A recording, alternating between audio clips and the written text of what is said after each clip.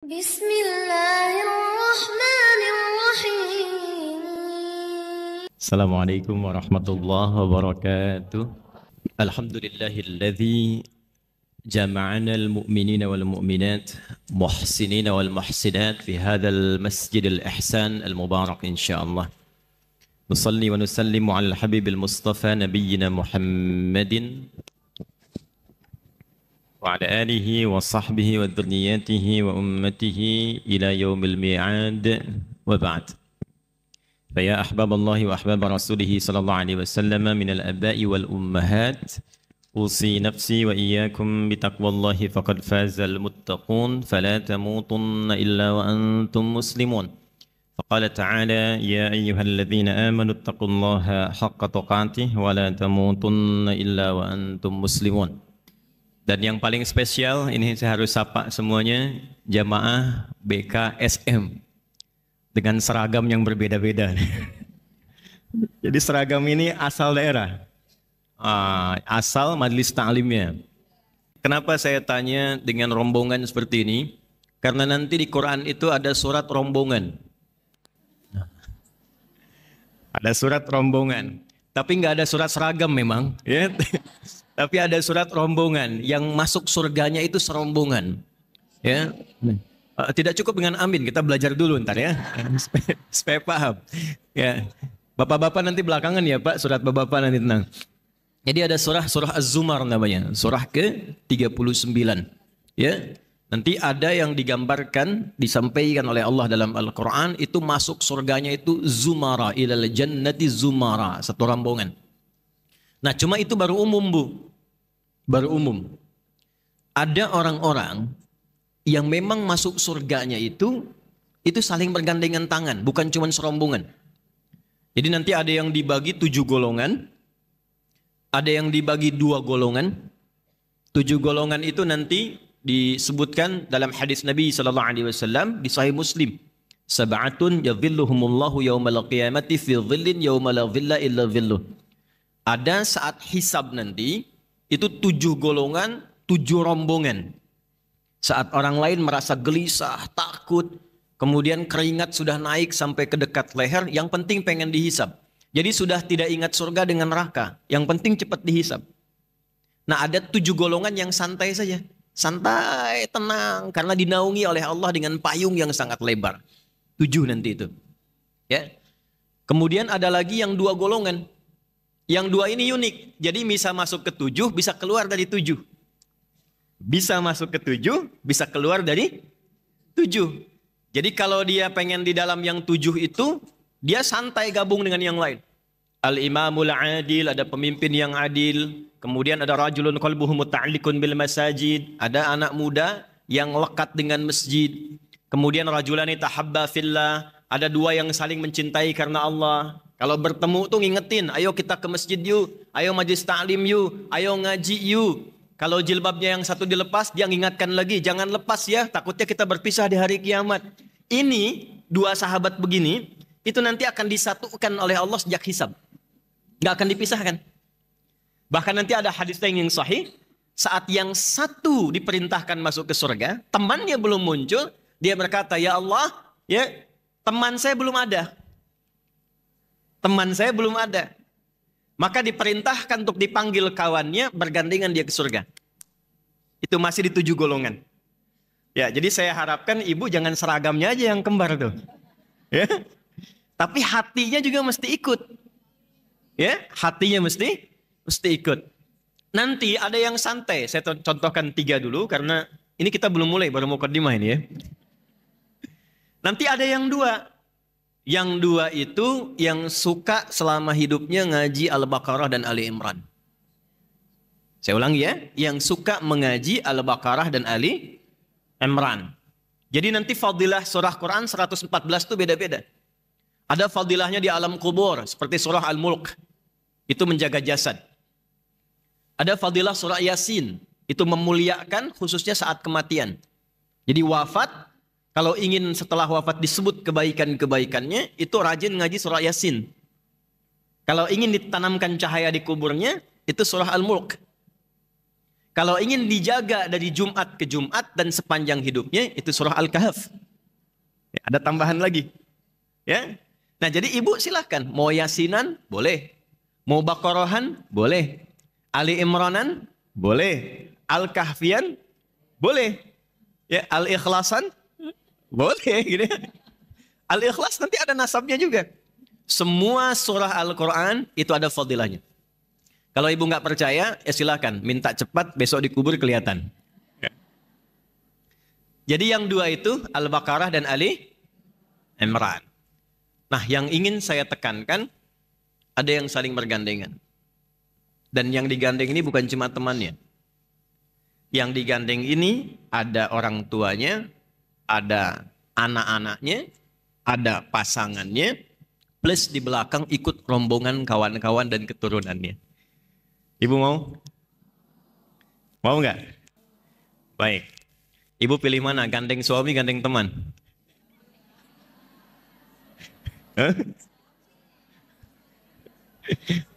Waduh, mau bilang teman di depan suaminya ada.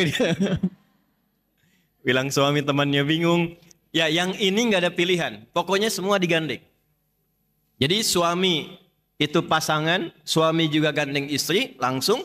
Nanti ada orang tua, ayah dan ibu, kemudian ada keluarga di belakang, lalu rombongan-rombongan yang lain mengikuti. Itu di Quran surah ke-13, Ar-Ra'du ayat 23 sampai 24. Saya ulangi, Quran surah ke-13, Ar-Ra'du ayat 23 sampai 24. Kita belum mulai ya, Bu. Ini baru mukadimah ya. Makanya saya agak cepat sedikit. Perhatikan baik-baik.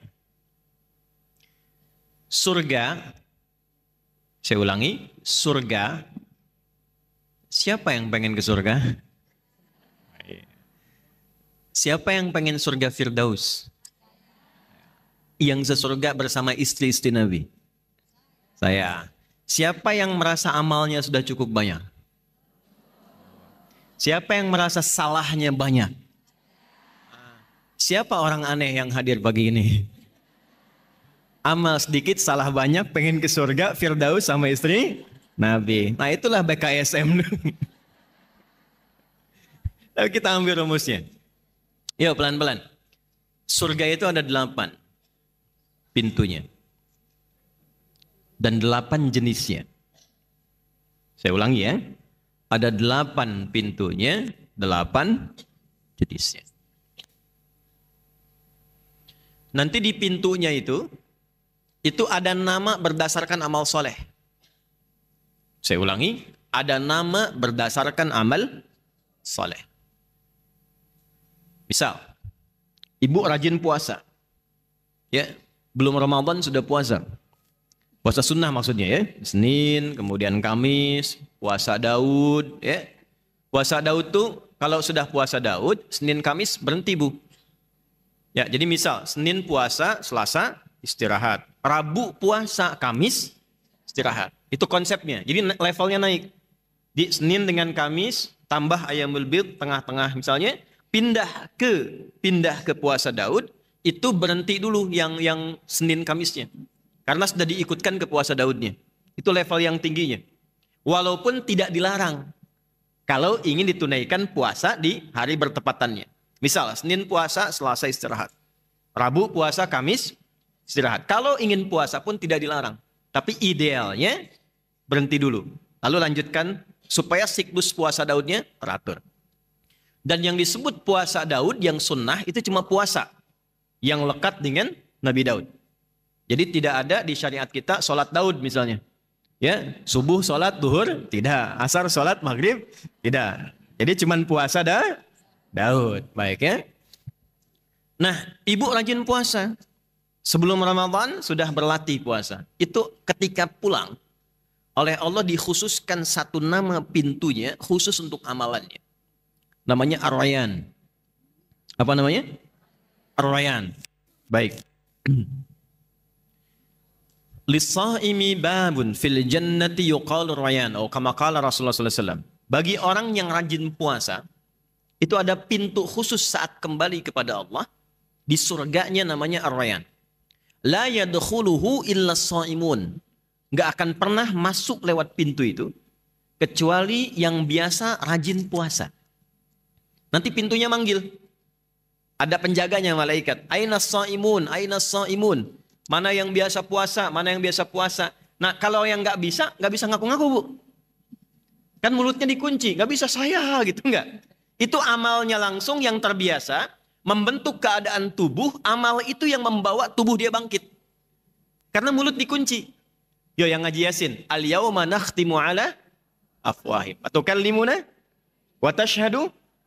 Nah, mulutnya nggak bisa jawab. Badan yang biasa beramal itu langsung bangkit masuk. Fa idza dakhaluhu ughliqa. Kalau sudah masuk tutup rapat. Nanti ada pintu namanya pintu tahajud, babut tahajud. Gak akan masuk lewat situ kecuali yang rajin tahajud. Ada pintu namanya babul sedekah. Pintu sedekah. Gak masuk lewat situ kecuali yang rajin sedekah. Nanti ini jumlahnya ada 8, berurutlah dari 8 amal soleh ini. 8 nama pintu surga berdasarkan keterangan Nabi SAW. Tertingginya nanti disebut dengan Firdaus, tengah-tengahnya yang indah disebut dengan Aden. Jadi surga itu nanti ada Darussalam, Jannatun Naim, tengah-tengahnya ada surga Aden, itu tamannya yang paling indah. Tertingginya surga Firdaus. Nah, ada orang yang serombongan tadi, kembali ke awal, itu diperintahkan oleh Allah masuknya lewat tamannya dulu yang tengah-tengah. Sehingga kelihatan semua keindahan surganya. Lalu diminta dia naik masuk lewat surga itu, mengelilingi semua surga. Ke setiap pintu surga. Dan dahsyatnya diperintahkan malaikat semua untuk berbaris di setiap pintu surga, memberikan selamat kepada golongan ini karena berhasil menunaikan amal saat di dunia dan mendapati kenikmatan yang tadi diberikan. Itulah di Quran surah ke-13 ayat 23-24. Yuk kita baca. Jannatu adni yadkhulunaha. Ada ayatnya? Baik. Ada satu rombongan di antara hamba Allah yang masuk surga lewat surga Aden. Keindahan tamannya. Pelan-pelan ya. Nanti saya berikan rahasianya. Dari di antara kita saja ya. Kenapa harus dibalas dengan taman yang indah dulu? Ada sekelompok manusia, hamba Allah, itu lelahnya, capeknya, pengorbanannya, pikirannya, tenaganya saat dia di dunia itu dibalas oleh Allah, dihilangkan semua, masuk lewat yang paling indah dulu, lihat taman. Ibu kalau sedang capek, lelah dengan suami, dengan keluarga, akhir pekan, biasanya kemana? Rekreasi kan? Ya kan? Rekreasi itu untuk apa? Melepas penat, melepas lelah. Terkadang kan ada yang olahraga, ke taman, jalan, dan sebagainya. Itu prinsipnya. Jadi ada orang yang penat, capek, lelah saat di dunia. Karena punya amal saleh. Dan dia berusaha untuk mendapat ridha Allah, cari bekal untuk pulang. Itu ketika pulang, dihilangkan oleh Allah semua penat, lelahnya. Baru lihat saja sudah lupa dengan semua capeknya. Saking indahnya. Ya, makanya disebutnya Aden. Dan sering diambil jadi nama-nama kekinian. Ya, ada yang namanya Eden, kan? Eden Hazard ya, pemain bola itu kan, yang Chelsea kalau nggak salah pindah ya. Sekarang di Arab. Saya nggak pernah nonton Bu, tapi saya hafal. Ya. Masuk lewat situ, perhatikan kalimatnya. Wa man salaha min abaihim. Tapi Allah tidak menghendaki dia masuk sendirian. Gandeng ayah ibumu yang saleh. Pelan-pelan ya. Wa azwajihim, gandeng pasanganmu yang saat di dunia itu kompak menyiapkan itu. Ini poinnya. Wa dzurriyyatihim, dan keluarga keturunan besar mereka di belakang. Ikut semua. Plus dzurriyyah itu bisa diartikan keturunan sampai dengan ke bawah, bisa nanti cabangnya yang teman-teman kumpul tadi itu. Belum selesai. Wal malaikatu yadkhuluna 'alaihim min kulli bab. Dan diperintahkan malaikat itu berbaris di setiap pintu surga menyambut rombongan parade ini masuk. Lalu mereka mengatakan, Salamun alaikum bima sabartum. Selamat Tidak semua bisa masuk lewat sini. Dan tidak semua hamba Allah bisa melalui jalur ini yang disambut semua malaikat. Karena Anda bisa masuk sini, sabar saat beramal soleh di dunia. Fani'ma uqbad dar, sekarang nggak ada lelah lagi, nggak ada capek lagi. Silahkan nikmati satu tempat yang tidak pernah dijamah oleh makhluk manapun.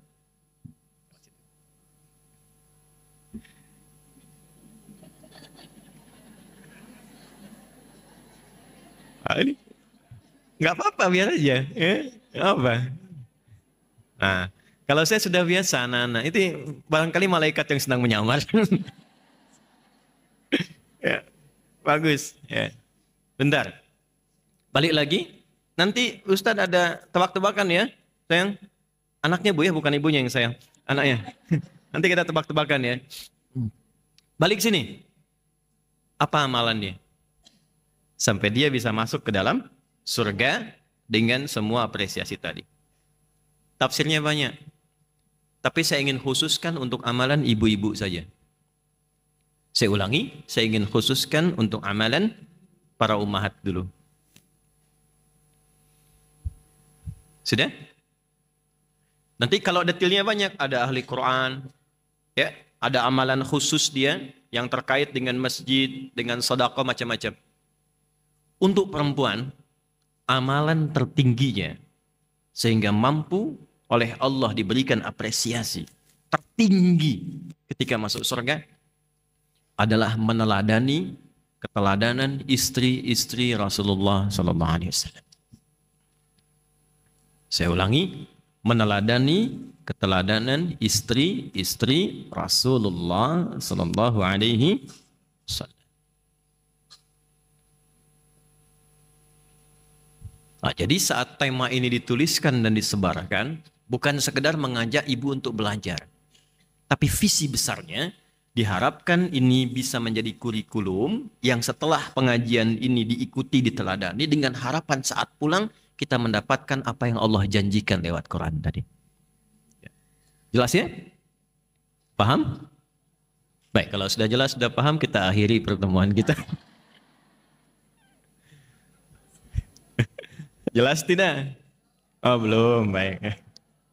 Yuk kita mulai. Ini inti materi kita. Jadi saya antarkan lewat mukaddimah tadi untuk supaya kita memahami dulu kenapa mesti belajar tema ini. Kalau kita langsung masuk ke temanya, ibu nggak akan dapat feel-nya. Kenapa sih harus bahas itu? Apa keutamaannya? Nah, dibiasakan kita masuk lewat akarnya supaya kita mengerti inti pelajarannya. Yuk kita mulai Quran surah ke-33 Al-Ahzab. Dari ayat 52 dulu. Gue bawa mushaf ya. Halaman 425 coba. Paling kanan di pertengahan.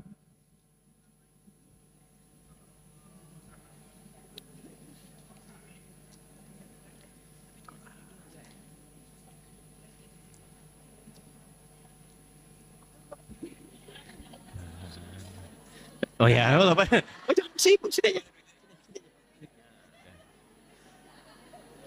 Udah, anak ibu di tempat aja, cukup satu aja ya.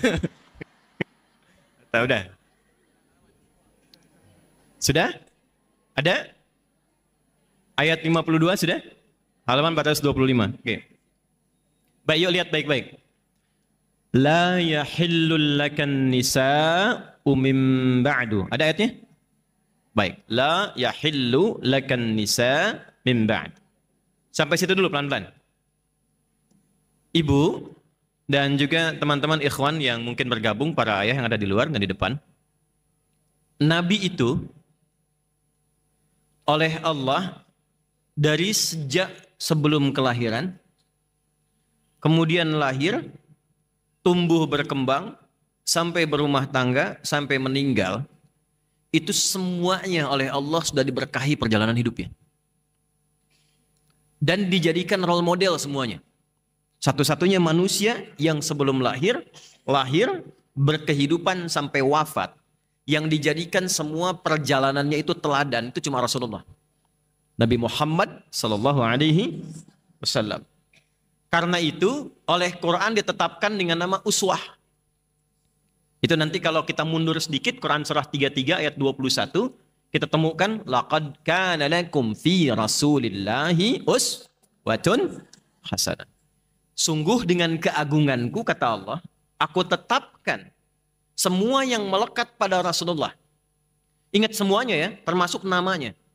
Makanya nanti namanya itu kenapa semuanya nama sifat bukan nama zat. Nama zat itu begini, saya Adi. Ya, ini Ustadz Teguh nih. Itu zat bukan sifat. Zat itu untuk membedakan mana Adi, mana Ustadz Teguh. Adi, saya yang nengok. Ustadz Teguh, beliau yang nengok. Itu zat. Tapi kalau jujur, sabar, rendah hati, itu sifat. Nah, zat itu bisa meninggal. Bisa wafat, tapi sifat tidak. Misal. Asep misalnya. Ada nggak Pak Asep ya? Oh ada. Oh ganti.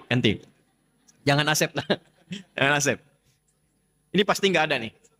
Suneo. Pasti nggak ada nih. Nggak ada kan? Suneo meninggal. Dah selesai. Bisa hilang. Tapi Suneo jujur. Jujurnya hilang tidak?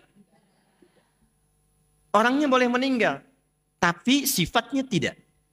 Nah semua nabi selain Nabi Muhammad SAW itu rata-rata nama zat. Bukan sifat. Adam, Nuh, Musa sampai ke Isa itu rata-rata nama zat. Nama yang melekatkan identitas. Kenapa disebut Nabi Adam nanti? Kenapa Nabi Nuh? Untuk membedakan ini Adam asalnya dari tanah, ini Nuh alaihissalam. Semua nama zat. Cuma Nabi Muhammad SAW yang semua namanya sifat. Kata Nabi, ana al-mahi, ana al-kafi, ana Muhammad, ana Ahmad. Itu semua nama sifat. Sifat. Semua akumulasi sifat kebaikan melekat di nama itu. Terkait dengan sifat kebaikan sosial namanya Muhammad. 4 kali disebutkan di Quran. Quran surah 3 ayat 144, Quran surah 33 ayat 40, Quran surah 47 ayat 2, dan Quran surah 48 ayat ke-29. Bukan ini direkam, nanti ibu tinggal lihat lagi ya. Kan waktunya terbatas gitu. Sampai jam berapa kita? 12, baik. Ya, ya nggak apa-apa, boleh. Saya setengah 10 pulang, ibu silakan sampai jam 12. Ya. Nama yang terkait dengan Allah, ketakwaannya, ngajinya, sholatnya, tahajudnya sampai kaki bengkak, itu disebut Ahmad. Cuma sekali disebutkan di Quran.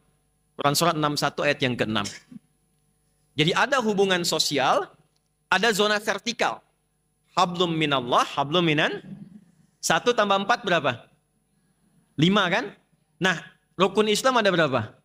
5. Yang satunya itu hablum minallah yang terkait dengan syahadatnya. 4-nya syariat. Salat itu fungsi dasarnya bukan cuma menyembah Allah, tapi hasilnya fungsi sosial. Kalau ibu salatnya benar, tapi nggak baik dengan teman-teman sekitaran, itu salatnya disoal. Dengan tetangga nggak baik, dengan anak nggak baik, dengan suami nggak baik, itu salatnya dipermasalahkan. Coba lihat Quran surah 29 ayat 45. Ya, ibu hafal ayatnya. Innas salata tanha anil fahsya. Sungguh kalau salat benar dikerjakan, kalau salatnya benar, itu dampaknya membentuk pribadi yang baik. Tidak mengerjakan fahsya. Fahsya itu keburukan yang bersumber dari syahwat. Maaf, LGBT, porno aksi, pornografi, kata-kata jorok, zina, tampilan-tampilan bersyahwat itu fahsya. Mungkar keburukan yang diingkari oleh hati. Mencuri, menipu, bikin hoax, gosip. Tuh. Itu mungkar. Jadi tidak mungkin ada orang menunaikan sholat melakukan perbuatan mungkar. Itu dampaknya sosial. Jadi sosial syariat. Yang satu lagi terkait hablum minallah itu, ya, yang terkait dengan ilahiyat, itu 4 tambah 1, 5 diwakili oleh nama Muhammad dan Ahmad. Itu baru nama. Cuma karena materi kita terbatas, saya ingin cepat langsung ambil kesimpulan. Dari namanya, dari lahirnya, sampai semua yang terkait dengan beliau, itu jadi teladan. Semuanya. Di siapapun yang pernah hidup membersamai, beriman, belajar, sampai dipertahankan sampai wafat, otomatis dia akan jadi teladan dalam hidupnya. Itulah uswah. Ibu kenal Abu Bakar gak? Bagus. Kalau kenal saya pulang. Siapa yang pernah tahu beliau itu baik? Kita tahu itu setelah masuk Islam. Setelah kenal Nabi Muhammad. Umar itu sebelum kenal Nabi Muhammad dikenalnya seorang preman, pemabuk, minimal 5 kali sehari, tukang duel. Setelah masuk Islam, itulah kisah yang kita dengar sekarang. Itu Umar. Yang terkait dengan pembahasan kita, kenapa istri Nabi ditetapkan jumlahnya spesifik, nggak boleh lebih, tetap harus segitu, dan setelah ada semua lengkap itu, Nabi dilarang menikah dengan perempuan manapun lagi. Itulah ayat yang turun tadi. Quran surah 33 ayat ke-52. Lihat ayatnya. Yuk saya turunkan ya.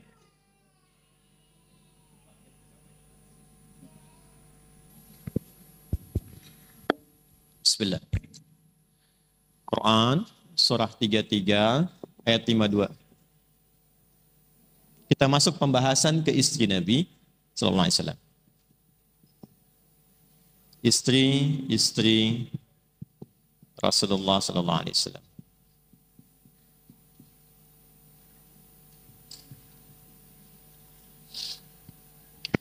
Saya mohon izin saya pelankan penyampaiannya karena kita sudah masuk ke intinya supaya lebih gampang dipahami. Termasuk bagian dari uswah, keteladanan yang menular. Jadi beda antara kudwah dengan uswah itu lain.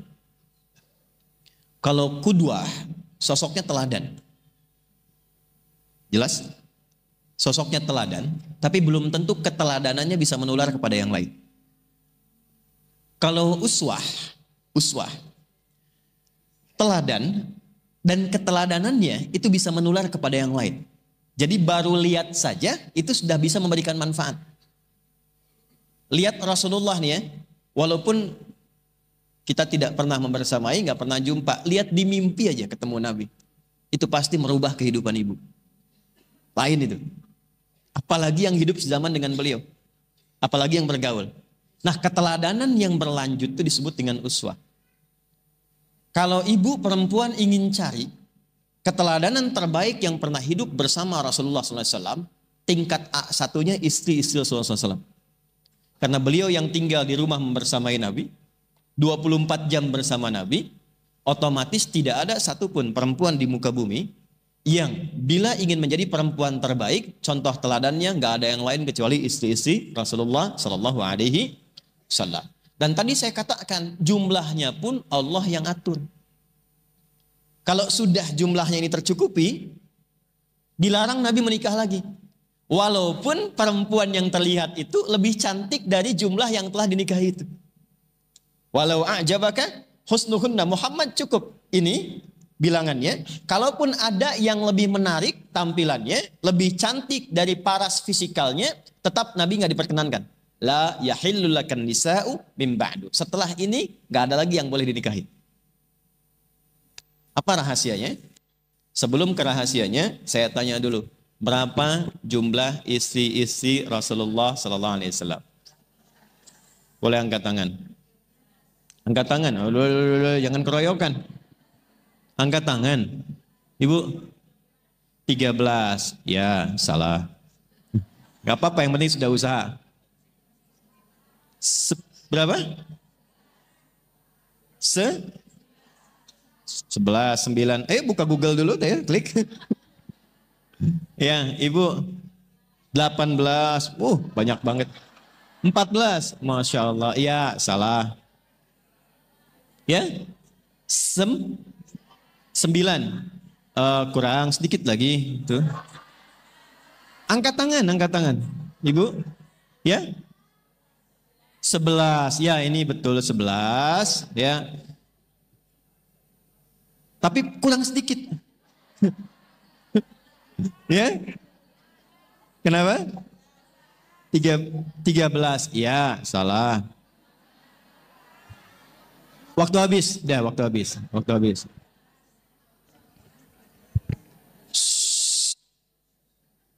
11 plus 1. Dah. 11 plus. Karena yang satu ini ada ikhtilaf di kalangan ulama. Karena dulu itu masih ada yang disebut milkul yamin namanya. Milkul yamin itu yang tidak langsung dinikahi, tapi dihadiahkan sebagai bagian dari budak di masa itu. Ya, nah Islam datang untuk membebaskan perbudakan, di antaranya dinikahi, dan dijadikan pasangan. Jadi kalau sudah masuk jadi pasangan, itu nanti anaknya merdeka. Ya, jadi Islam itu datang membebaskan perbudakan. Nabi itu dihadiahi oleh seorang raja namanya Kaukas, seorang perempuan untuk jadi asisten bantu Nabi, namanya Maryah Al-Qibtiyah dari Mesir. Dari Maryah inilah lahir seorang anak bernama Ibrahim, yang kemudian meninggal dunia dalam suasana sedang apa? Khusuf. Khusuf itu gerhana. Makanya orang menyimpulkan saat gerhana ini semua alam sedih karena putranya Nabi Muhammad meninggal, yaitu Ibrahim. Maka turunlah syariat sholat khusuf, sholat gerhana untuk menjelaskan bukan karena meninggalnya ini, tapi ini fenomena alam yang menunjukkan hikmah dari Allah.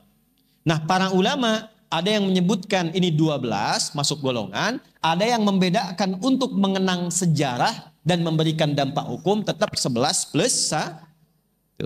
Ada yang jawab 11 plus 1 tidak? Berarti aman. Padahal saya itu sudah menyiapkan logam mulia yang bisa jawab, saya kasih itu. Alhamdulillah. Waktu habis. Dan.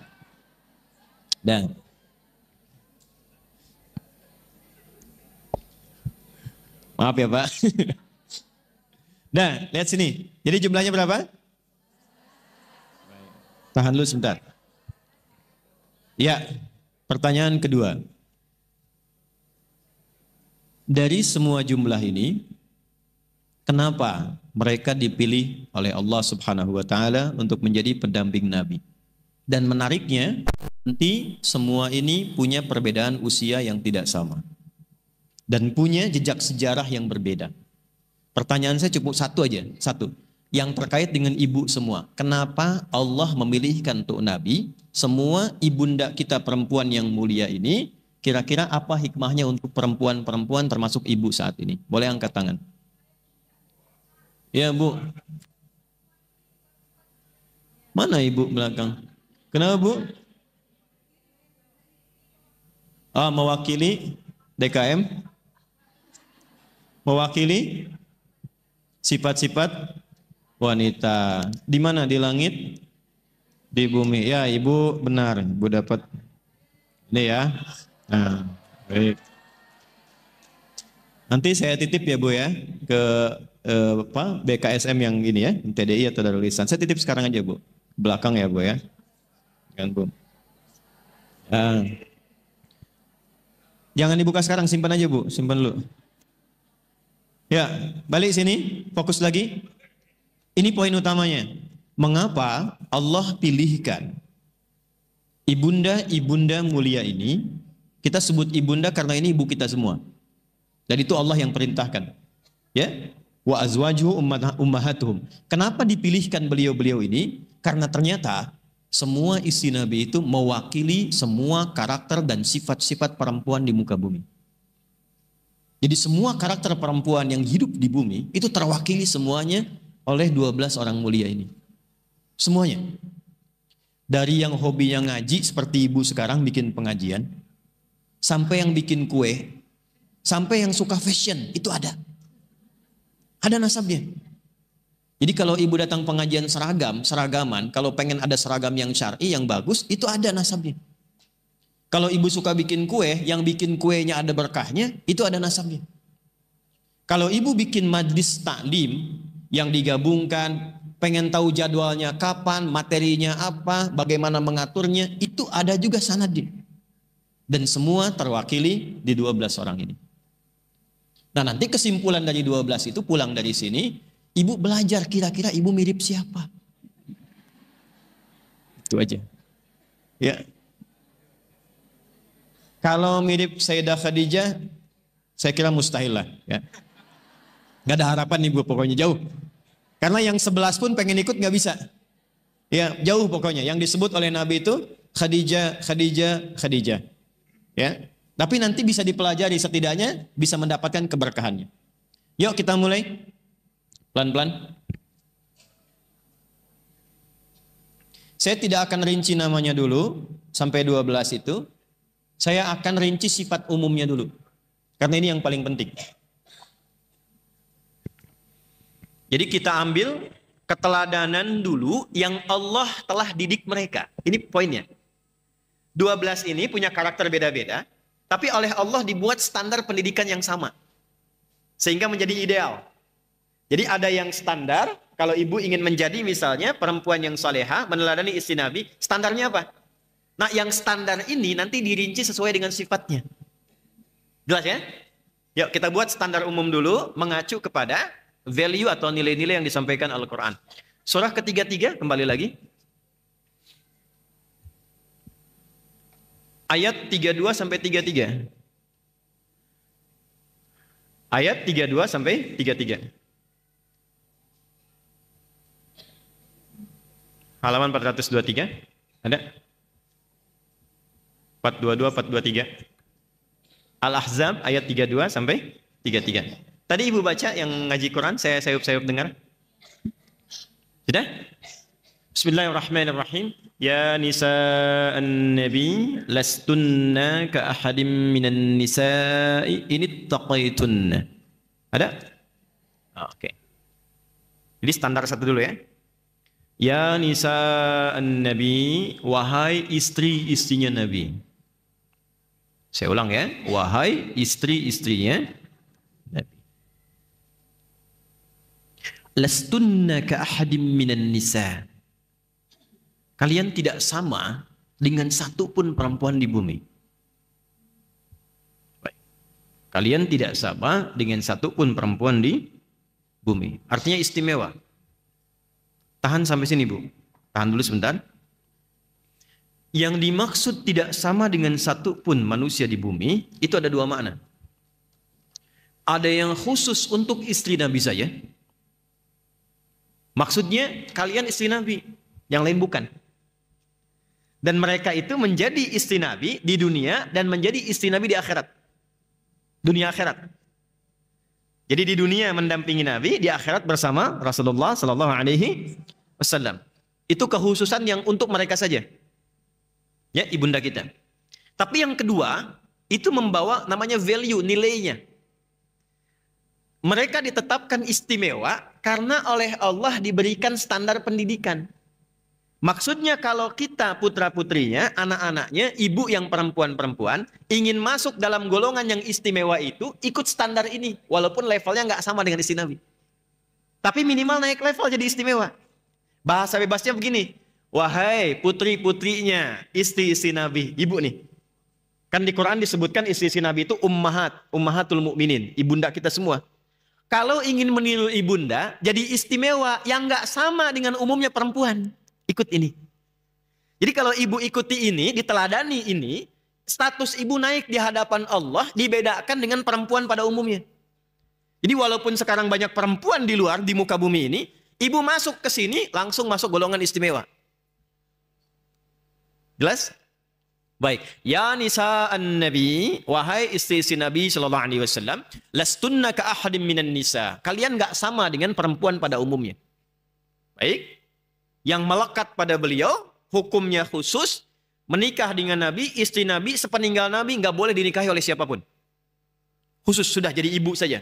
Sampai masuk ke dalam surga, berkumpul dengan Rasulullah, kita dikumpulkan insya Allah dengan beliau-beliau semuanya. Baik kan?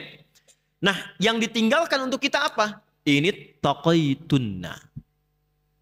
Standar. Untuk perempuan-perempuan di muka bumi, kalau ingin istimewa, standar pertama, ini taqaitunna. Jika Anda semua mampu meningkatkan takwa kepada Allah. Dapat kita satu. Jadi yang pertama, amalan pertama untuk meneladani. Ini kan? Istri-istri Rasulullah SAW, amalan pertama, amalan Ya. Sudah? Satu dulu sebelum masuk ke ayat 33. Satu dulu. Ibu sekalian, takwa itu di Quran setidaknya disebutkan semua derivasinya. Baik itu takwa, yattaqun, tattaqun, muttaqin. Itu sebanyak 240 kali.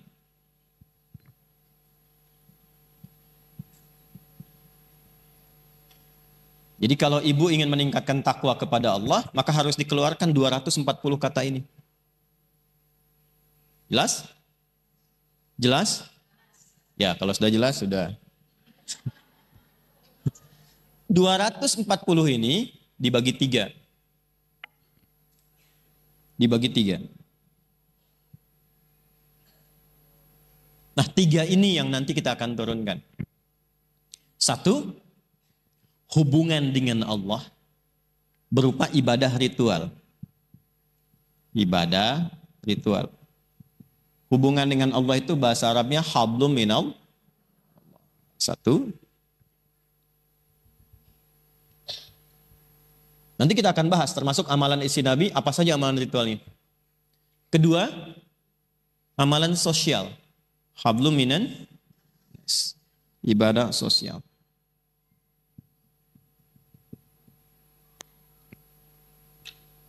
3, ini yang paling penting. Ini yang bisa menjaga dari, keretakan rumah tangga, sampai perpisahan, sampai juga isu-isu yang tidak baik. Saya sekarang itu meriset, tanya-tanya gitu, kalau ngisi khutbah nikah atau nasihat nikah itu suka tanya ke penghulu. Ini mohon maaf nih, hari ini itu ada tren perceraian lebih tinggi dari pernikahan. Jadi perbandingannya itu 1:50. Jadi kalau sehari ada yang nikah, di hari itu 50 ada yang pisah.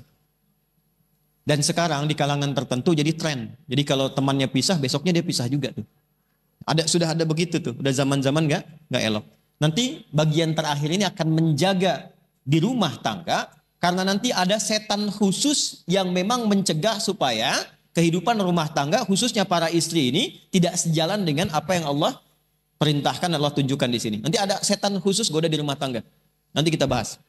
Ya, yang terakhir babnya rumah tangga. Keluarga. Jadi ada khusus masalah takwa di keluarga. Dan ada ayat untuk ibu-ibu, untuk perempuan turun khusus tentang itu.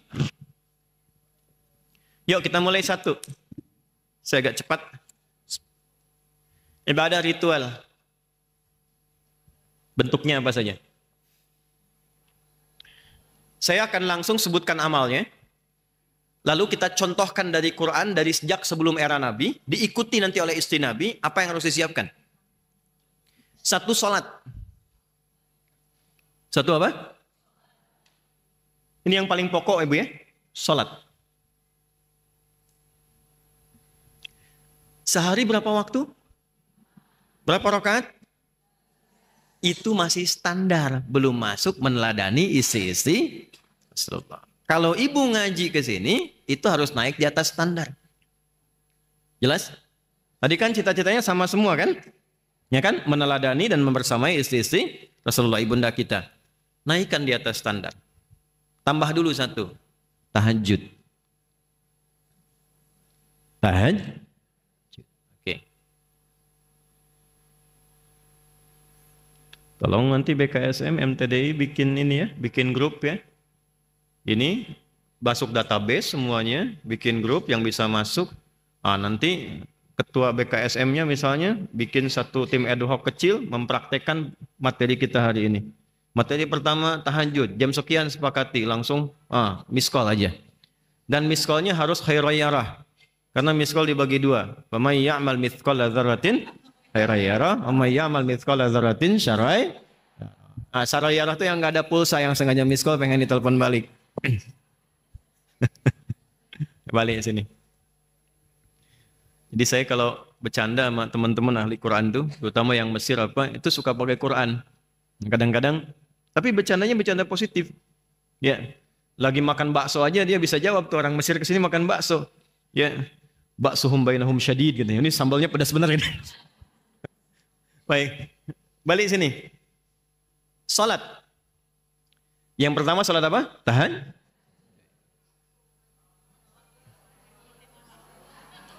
Saya kan naikin levelnya, Bu. Yang tadi standar, jadi nggak perlu saya sebut lagi. Ibu nggak usah debat, kalau nggak saya selesai nih. Kalau yang standar, saya nggak perlu sebut lagi. Nggak pakai ya. Itu 5 waktu itu udah otomatis. Ibu mau teladani, mau enggak, itu kewajiban ibu 5 waktu. Tapi karena levelnya pengen naik, kita tambahin. Nomor 1 apa? Tahajud. Tuh. Halo? Dekat ya. Nah, sekarang tempatnya. Di mana tempat tahajudnya? Udah, jangan jawab dulu. Saya nanti turunkan. Ini bukan tebak-tebakan yang ini ya. Tempatnya betul di rumah. Tapi kalau ibu ingin lebih, saya tunjukkan satu bagian dari Quran namanya khusus. Mihrab. Namanya apa? Mihrab. Pelan-pelan ya. Sholatnya apa tadi? Tempatnya apa? Baik. Sudah. Saya sebutkan fungsinya dulu supaya terukur pembahasan kita.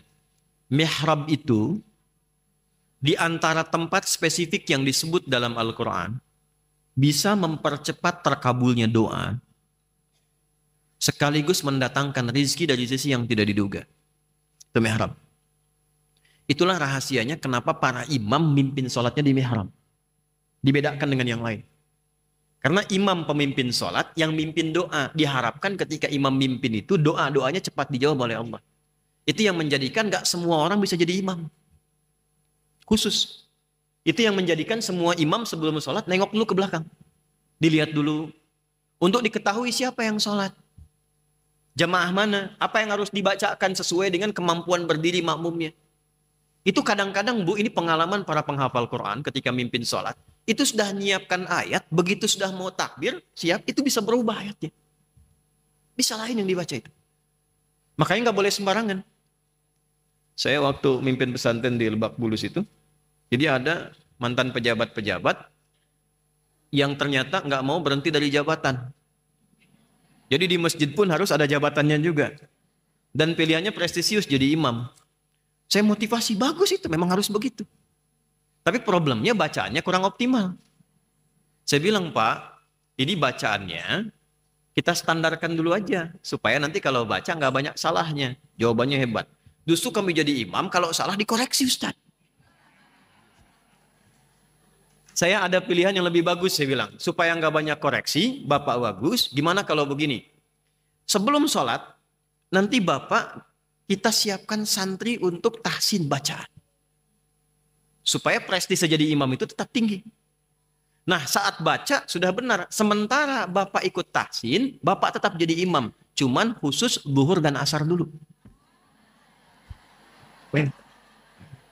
Kan poinnya tetap imam kan?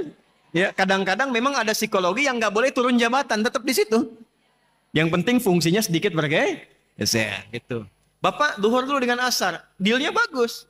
That's a big deal gitu kan? Itu deal yang bagus. Kenapa? Karena nggak turun posisi, tetap imam. Nah, sementara maghrib, isya dan subuh biar saya dan santri yang imami. Oh, bagus banget Ustaz katanya. Begitu udah dengar yang santri, besoknya udah bagus, maghrib kita minta, Pak silahkan Bapak udah bagus. Gak usah, santri aja. Masuk tuh. Nah itu mihrab. Balik ke ibu, balik. Quran surah ketiga ayat 37. Ini dalilnya. Nanti kita masukkan ke istri-istri Rasulullah SAW. Sudah.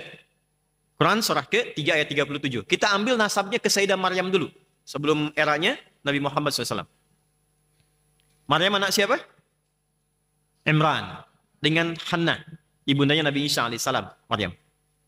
Sudah? Ada ayat 37? Paling kiri sebelah bawah. فَتَقَبَّلَهَا رَبُّهَا بِقَبُولٍ حَسَنٍ وَأَنبَتَهَا نَبَاتًا حَسَنًا وَكَفَّلَهَا زَكَرِيَّا. Ada? كُلَّمَا دَخَلَ عَلَيْهَا زَكَرِيَّا الْمِحْرَابَ. Ada? كُلَّمَا دَخَلَ عَلَيْهَا زَكَرِيَّا الْمِحْرَابَ. Satu. وَجَدَ عِنْدَهَا رِزْقًا. قَالَ يَا مَرْيَمُ أَنَّى لَكِ هَذَا. قَالَتْ هُوَ مِنْ عِنْدِ اللَّهِ. إِنَّ اللَّهَ يَرْزُقُ مَنْ يَشَاءُ بِغَيْرِ حِسَابٍ. Itu rizkinya. Yang doanya mana? Ayat 38. Jadi Maryam disiapkan mihrab oleh orang tuanya, yang merawatnya pamannya Nabi Zakaria. Jadi Nabi Zakaria itu kerabatnya Imran, sepupunya. Nah istrinya Nabi Zakaria itu adiknya istrinya Imran. Imran punya istri Hannah, Hannah punya adik Eliasobat. Di bahasa Latin disebut Elizabeth. Ya, Elizabeth itu Eliasobat. Nanti Zakaria ini ketika menikah dengan Elizabeth atau Elizabeth, itu diuji oleh Allah sampai sepuh, rambut memutih, fisiknya letih, belum punya keturunan.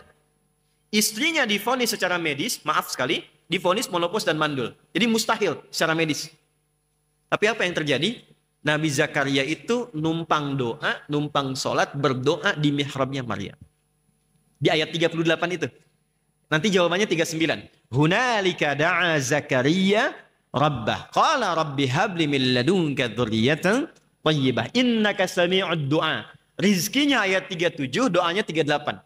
Bahasa kitanya begini. Ya Allah, semua mengatakan saya nggak mungkin punya keturunan. Tolong catat ini ya. Kalau ada manusia sudah mengatakan, Bu ini mustahil, ini nggak bisa. Ini susah obatnya nggak bisa nih, nggak mungkin sembuh nih, ini nggak akan terjadi begini. Itu tanda langsung dari Allah, supaya ibu langsung meminta kepada Allah, abaikan manusia, karena Allah ingin mengabulkan langsung tanpa perantara siapapun. Karena itu yang dipilih oleh Nabi Zakaria, nama Allah Al-Wahhab. Wahhab itu yang memberi tanpa batas. Karena manusia menyimpulkan ada batasan, maka minta dengan nama Allah yang tanpa batas. Bahasa kitanya, ya Allah, mereka mengatakan istriku terbatas. Aku terbatas. Maka aku meminta kepadamu yang tidak punya batas dalam pemberian. Anugerahkan keturunan darimu ya Allah. Yang engkau tetapkan. Engkau pasti mendengar doa hamba. Dipanjatkannya di mana? Hunalika, di mihrabnya Maryam. Tahu apa yang terjadi? Lihat 39, ayat 39-nya. Fanadathul malaikatu wa huwa qa'imun yusalli fil mihrab. Ada mihrabnya. Annallaha yubashshiruka biya. Ya. Itu begitu doanya selesai, nih Bu keutamaan mihrab ya. Doanya selesai, salatnya belum selesai. Jadi masih berdiri. Salat itu bukan hanya ibadah syariat yang ditunaikan oleh umatnya Nabi Muhammad SAW. Semua nabi yang pernah berdinas di bumi itu semua salat. Cuma yang paling sempurna cara kita sekarang. Yahudi sholat. Cuma mereka nggak ada sujudnya. Cuma berdiri sama ruku begini-begini. Ya, kadang ke masjid. Karena bagi mereka itu Tuhannya sama. Cuma mereka tidak mengakui Nabi Muhammad SAW sebagai Nabi. Itu poinnya. Itu masih sholat. Jadi kalau ibu lihat sejarah Nabi sebelumnya, semua sholat. Nabi Musa sholat, saya cepat ya, Quran surah 20 ayat 14. Nabi Isa sholat, Quran surah 19 ayat 31 sampai 33. Nabi Ismail sholat, Quran surah 19 ayat 55. Bahkan minta semua keluarganya sholat. Semua sholat. Dahsyatnya mihrab, itu sholatnya belum selesai, baru minta, selesai doanya langsung dikabulkan. Allah kabulkan doanya. Dapat kabar gembira, kamu akan punya anak namanya Yahya. John, Yohanes, Yahya. Kenapa Yahya? Nama dari Allah langsung. Nama artinya hidup. Dijawab langsung dengan jawaban doa. Hei, kata manusia kan mustahil. Gak bisa hidup. Aku anugerahkan seorang bayi lahir dan hidup dia. Jelas? Oke. Itulah mihrab. Mihrab bentuknya tidak harus satu ruangan. Jadi kalau tidak ada ruangan yang dikhususkan, tidak apa-apa. Hamparan sejadah. Saya di Ciputat dulu, baru dari Tripoli, ya, kami berumah tangga itu ngontrak di Ciputat. Dan bukan aib, alhamdulillah. Kita juga di dunia ngontrak, sebentar lagi pulang. Ya kan? Kan itu aja tugasnya. Tinggal nunggu pulang kan? Bisa ibu duluan, saya belakangan, bisa. Itu betul. Bisa dibalik juga kan? Saya belakangan, ibu duluan, mungkin. Bisa terjadi. Saya nggak ada ruangan Bu, cuma 3 petak. Petak pertama untuk terima tamu, 2 istirahat, ketiga dapur plus kamar mandi. Sekitaran dekat lemari, hanya hamparan sejadah aja. Tapi nikmatnya luar biasa. Tidak harus mewah. Yang penting bisa dekat dengan Allah. Dekat sama Allah itu kemewahan tertinggi. Jadi kalau ibu sekarang berhasil dengan suami, dengan keluarga, bisa mendapatkan fasilitas yang mewah, rumah yang bagus, mobil yang gemerlap, kemudian kendaraan macam-macam, tapi nggak dekat dengan Allah, itu menurut Allah belum mewah. Kemewahan tertinggi itu ketika merasa dekat dengan Allah, itu poin. Udah Bu, kalau udah punya Allah itu nggak susah hidupnya. Udah punya Allah. Masalah apapun itu ringan.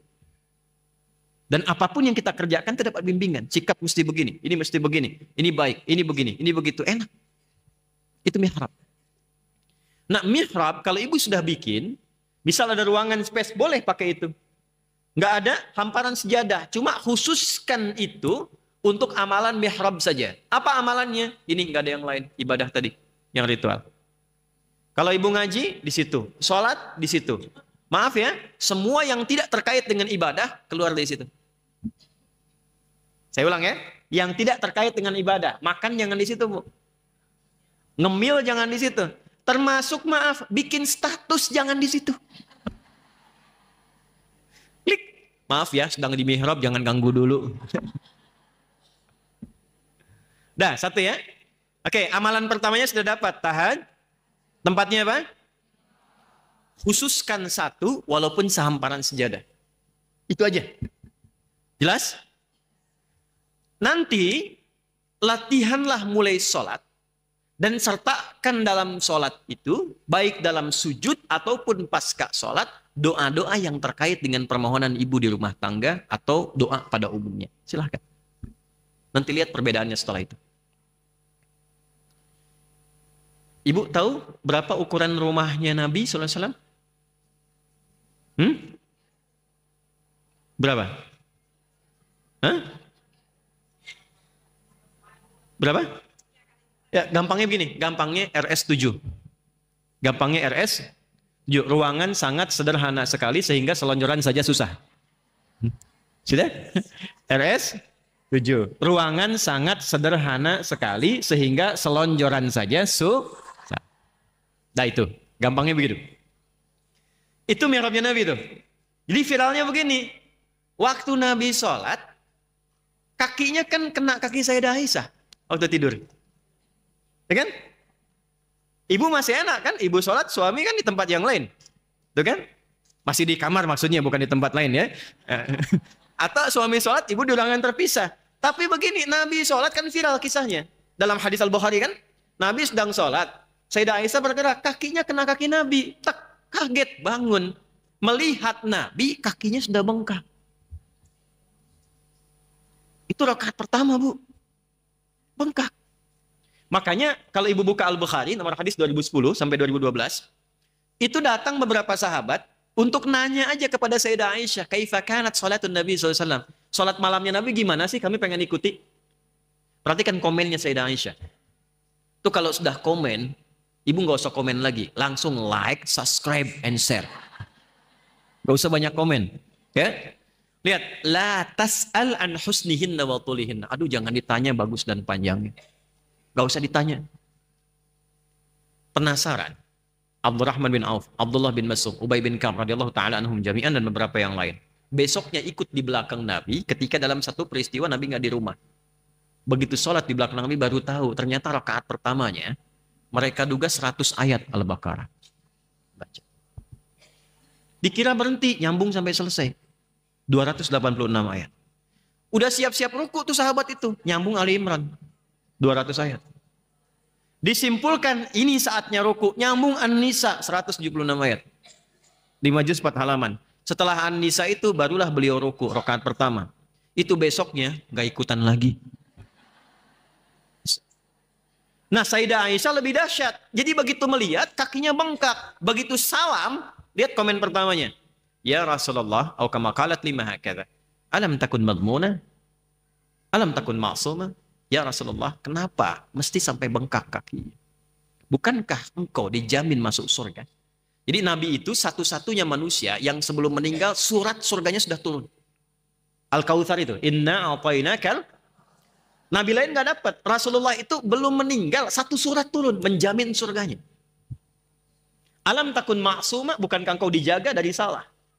Nggak salah. Dijaga oleh Allah supaya nggak salah. Diluruskan. Kenapa masih tahajud sampai bengkak kaki? Lihat komen Nabi. Afala akunu abdan syakura. Apa nggak boleh aku mensyukuri nikmat-nikmat yang Allah engkau sebutkan tadi itu? Yang telah Allah berikan kepada aku dan engkau sebutkan tadi itu, saya ingin mensyukurinya. Nah, sejak peristiwa di situ itu, Sayyidah Aisyah memutuskan. Apa di antara putusannya? Inilah hikmahnya Allah menjadikan Sayyidah Aisyah itu pendamping Rasulullah sejak usia belianya. Jadi bukan kebutuhan biologis untuk belajar nasab pengetahuan dari Nabi. Apa saja amalan spesifik dari Nabi itu yang bisa diwariskan untuk generasi anak-anak keturunan beliau, termasuk kita. Makanya sepeninggal Nabi, beliau jadi pengajar. Jadi kalau BKSM ini ingin belajar nasab-nasab majlis taklim, ngajinya hari apa, materinya apa, ibu gak usah tinggi-tinggi bahasannya. Keluarkan itu hadis-hadis dari Sayyidah Aisyah. Beliau sepeninggal Nabi mendapatkan hadis 2.210 hadis. Itu aja, Bu. Ya. Satu hari satu hadis kan cukup. Ya kan? Untuk 8 tahun. Setahun berapa hari? 365, 2.210 hadis itu berapa? 7 tahun sampai 8 tahun kan? Jadi kalau ibu bikin kurikulum sehari satu hadis, update. Kemudian kan sekarang zamannya aplikasi.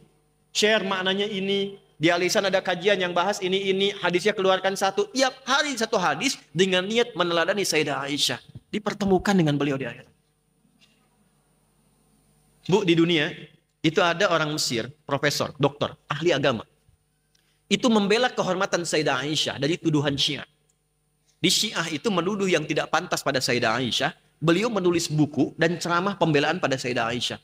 Malamnya tertidur, mimpi terpisah oleh hijab.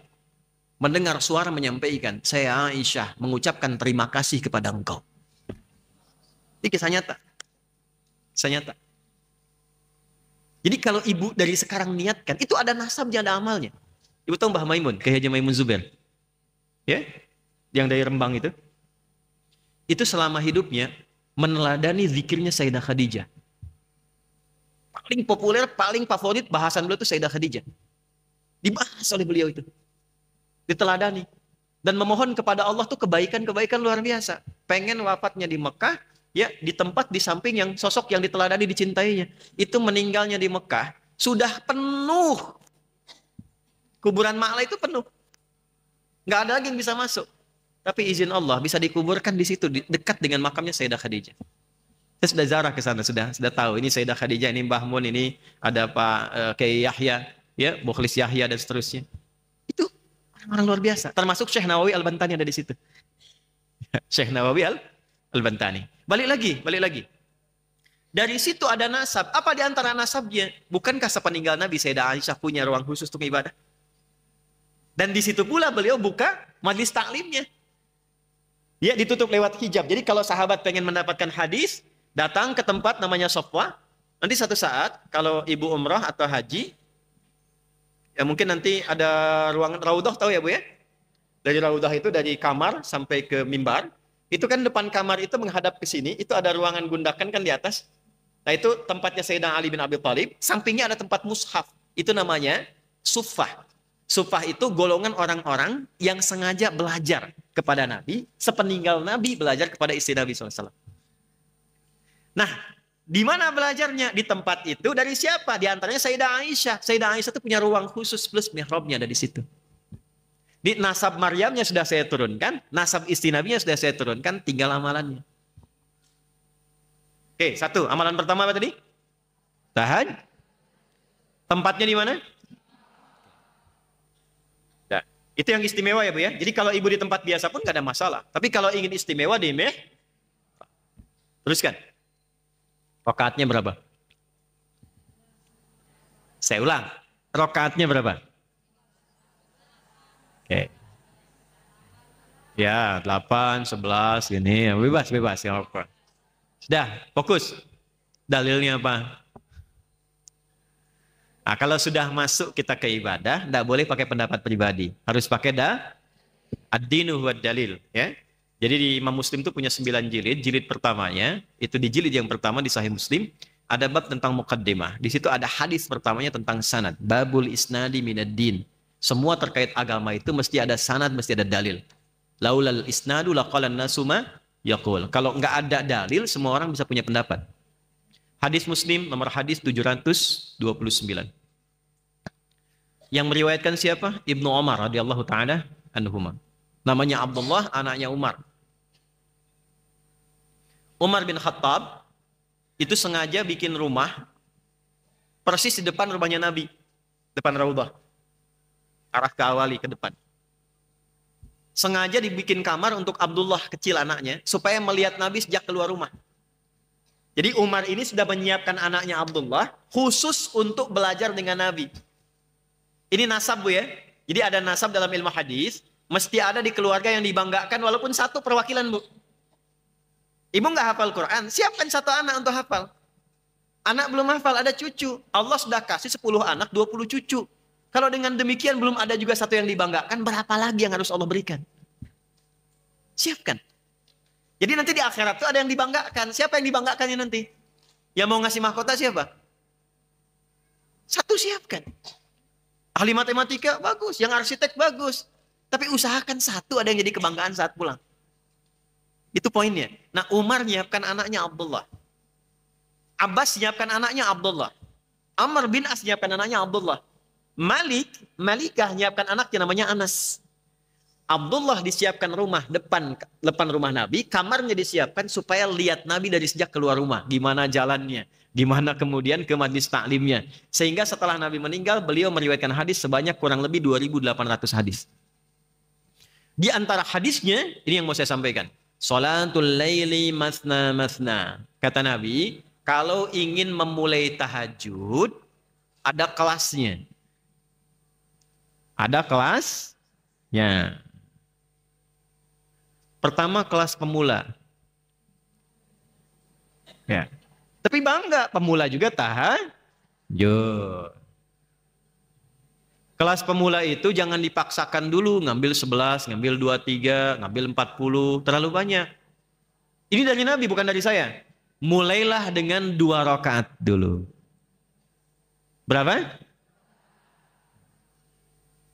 Jadi kalau ibu baru pertama tahajud, jangan dipaksakan 11. Nanti resikonya 2. Resiko pertama, subuh bisa kesiangan. Resiko kedua, besok gak tahajud lagi. Udah? Mulai dengan berapa rakaat? Witir 1. Iya kan? Tahajudnya berapa rakaat? Witir? Baik, 1. Yang kedua, rumus kedua, jangan pilih surat yang panjang-panjang dulu. Ya, langsung sepakat. Meneladani istri Rasulullah. Rakaat pertama Al-Baqarah, rakaat kedua Ali Imran. Witirnya An-Nisa, ya, subuhnya kesiangan. Kecapean. Dah, yang paling gampang dulu. Dah, 1. Rakaat pertama bisa dibaca Al-Falaq. Qul a'udzu birabbil. Rakaat kedua bacaan Nas. Witir baca Al-Ikhlas. Qul huwallahu ahad. Itu kelas pemula yang dari wajahnya sudah kelihatan cool. Dah? Nanti belum selesai. Rakaatnya berapa jumlahnya? Witirnya berapa? Yang dibaca surat apa? Qul. Waktunya, ingat saya bicara pemula nih. Waktunya pepetin ke subuh. Enggak, ini betul. Ini betul. Ibu jangan dulu komen deh, biar saya aja ya. Dah, waktu kita sebentar lagi. Dah, tahan. Subuh jam berapa sekarang?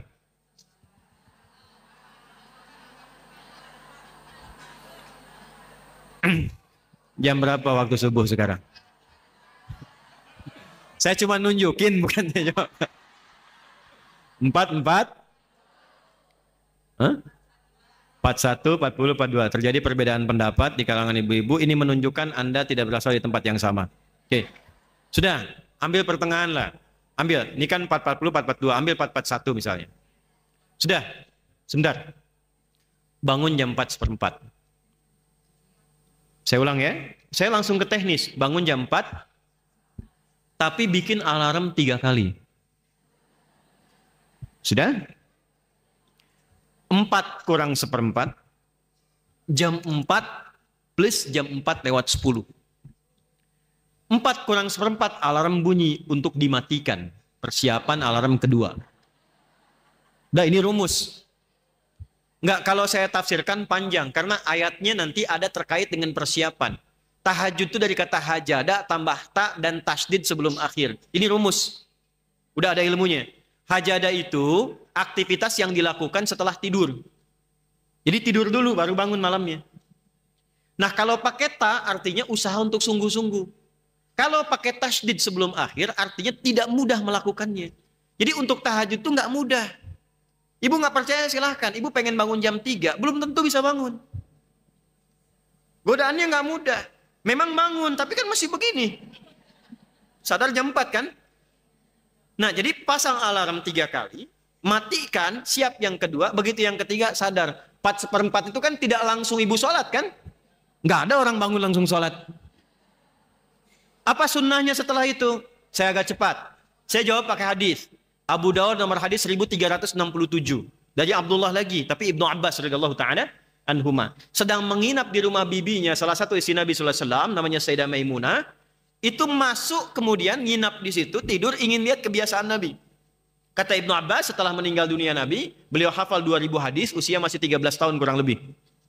Kana an-nabiy sallallahu alaihi wasallam idza istayqadha min naumihi fajalasa wa masaha bi yadihi min athari naumi.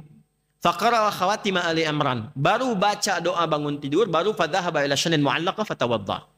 Kalau bangun dari tidur, beliau menghilangkan ngantuknya dulu. Caranya duduk dulu, gini. Enggak langsung beraktivitas. Nanti gunakan tangan yang bersih untuk menghilangkan bekas ngantuk. Jangan baca doa dulu, baca doanya dalam sadar.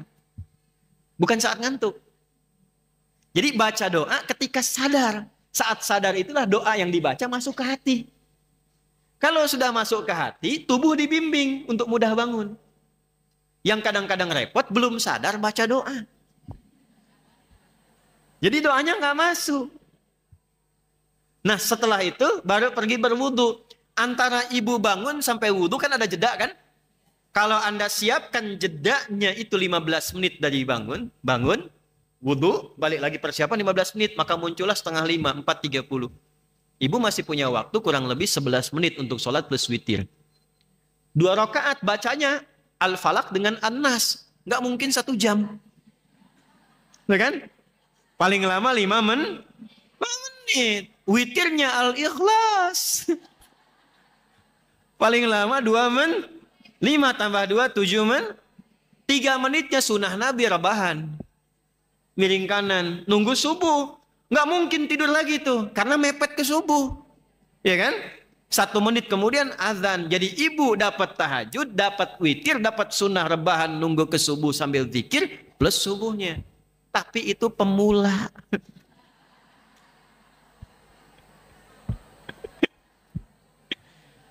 Tapi gini ibu, walaupun pemula kita beruntung. Karena amalnya tidak diukur berdasarkan jumlahnya. Amalnya standar dari Nabi, dari hadisnya Al-Bukhari nomor hadis pertama dari Umar bin Khattab. Innamal a'malu bin. Itulah untungnya kita. Jadi Allah nggak akan lihat surat Al-Falaqnya. Lihat surat An-Nasnya. Yang dilihat niat. Kita sudah punya niat meneladani istri-istri Rasul. Amalnya diikutin secara bertahap. Itu udah pahalanya. Jelas? Nanti kalau sudah merasa enak, bosan sendiri. Al-Falaq terus, An-Nas terus. Besoknya tambah 4 rakaat. Witirnya tetap sah. Besoknya lagi, bosan lagi. Tambah 6 rakaat. Terus sampai merasakan kenikmatan. Ya kalau sudah nikmat itu nanti sudah beda-beda. Ada yang 11 rakaat. Ada yang pengen dari 23 rakaat. Ada yang sampai 40 rakaat. Sahabat tuh macam-macam, beda-beda. Jelas sampai sini? Nah, tapi poinnya kerjakan di mihrab. Jelas? Oke. Setelah selesai, ibu doa. Silahkan minta apa saja. Tapi doanya bagian akhir awali dengan istighfar dulu. Sudah? Awali dengan apa? Ini rumus Quran. Rumus Quran. Jadi lihat urutannya. Tahajud. Setelah itu istighfar. Baru kemudian berdoa. Catat dalilnya, dalil Qurannya. Catat dalilnya. Quran surah ke-51. Sudah? Ayat 15 sampai 18. Ayat 15 sampai 18. Oke. Sudah? Quran surah 51 Az-Zariyat ayat 15 sampai. Baik, lihat-lihat. Tadi amalannya amalan apa? Ya, termasuk takwa kan? Masih ingat ibu dari awal? Ini rumusnya takwa, jenisnya ibadah ritual. Orang takwa kalau satu disebut taqi. Kalau banyak disebut muttaqin. Masih ingat gak tadi ibu di pengantar saya di Mukaddimah? Ini semua yang saya terangkan ini Quran semua. Jadi saya jelaskan itu kandungan Quran semua. Ibu masih ingat gak? Kalau ada orang mengikuti ini, satu rombongan tadi dengan orang tua, dengan sahabat, masuk surganya lewat apa? Ya, taman surga kan? Perhatikan ayatnya. Innal muttaqina fi jannati wa uyun. Aku tegaskan kata Allah, pakai inna, aku tegaskan ada golongan orang takwa. Masuk surganya langsung lewat taman surga. Fi jannati wa uyun. Akhidhina ma atahum rabbuhum. Mereka mendapatkan hasil dari kerja keras mereka di dunia yang langsung diberikan oleh Allah di surganya itu. Ini saya rangkum semua dengan tempatnya. Innahum kanu qabla dzalika muhsinin. Mereka punya amalan-amalan ihsan saat di dunia. Ini bukan kebetulan nih. Masjidnya Masjid Ali. Nah, amalannya takwa. Jalurnya sudah disebutkan. Siapa mereka, apa amalannya? Perhatikan. Kanu qalila binal laili ma yahjaun. Mereka itu saat di dunia tidurnya sedikit, membiasakan bangun malam. Konsisten. Tahajud.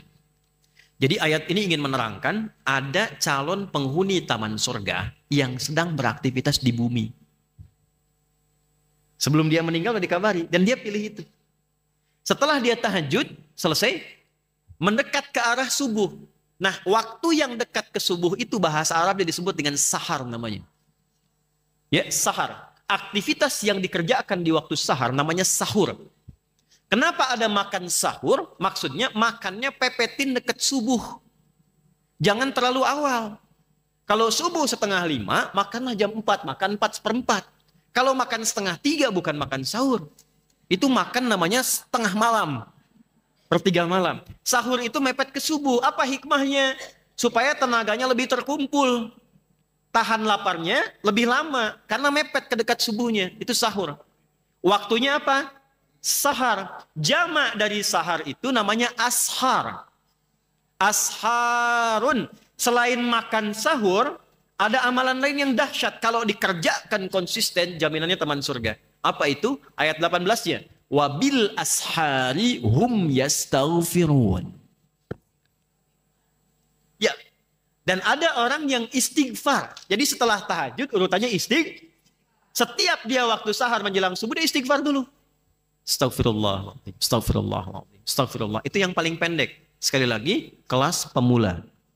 Astagfirullah, astagfirullah, astagfirullah. Naik dikit. Astagfirullahaladzim, alladzi la ilaha illa huwal hayyul qayyum wa atubu ilaih. Naik dikit lagi, nanti ada yang paling panjang.